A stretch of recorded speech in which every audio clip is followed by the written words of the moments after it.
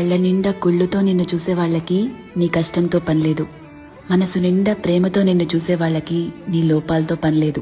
కడుపు నిండా ద్వేషంతో నిన్ను చూసే వాళ్ళకి నీ మంచితనంతో పనిలేదు. గుండె నిండా అభిమానంతో నిన్ను చూసే వాళ్ళకి నీ తప్పొప్పులతో పనిలేదు. రక్తం నిండా కోపంతో నిన్ను చూసే వాళ్ళకి నీ పశ్చాత్తాపంతో పనిలేదు.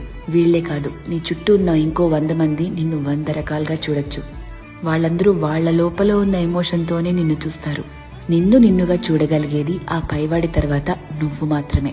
ఎప్పుడైతే నువ్వు నీలో ఉన్న తప్పులు ఒప్పులు, మంచి చెడు, నీలో కోపాలు, నువ్వు చేసే మోసాలు, నీలో మార్పులు, నువ్వు పడే పశ్చాత్తాపాలు, నీ చుట్టూ బాధ్యతలు, నీ ఆశలు, వాటికై నీ కష్టాలు, దేవుడిచ్చిన లోపాలు, నీ ప్రయత్నాలు, ఇలా ఎదుటి వాళ్ళని జడ్జ్ చేయడానికి మనం వెతుకుతూ ఉంటామే, వాటన్నిటి ద్వారా నిన్ను నువ్వు చూసుకోగలిగితే ఎలా అన్బయాస్డ్ గా, లాయర్లా కాదు జడ్జి లాగా, అప్పుడు నువ్వేంటో నీకు అర్థమవుతుంది కదా.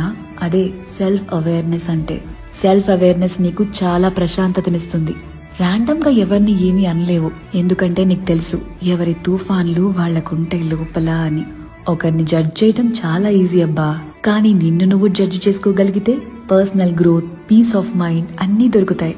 అందుకే నిన్ను నువ్వు తెలుసుకుంటూ ఉండు, బాగుంటుంది.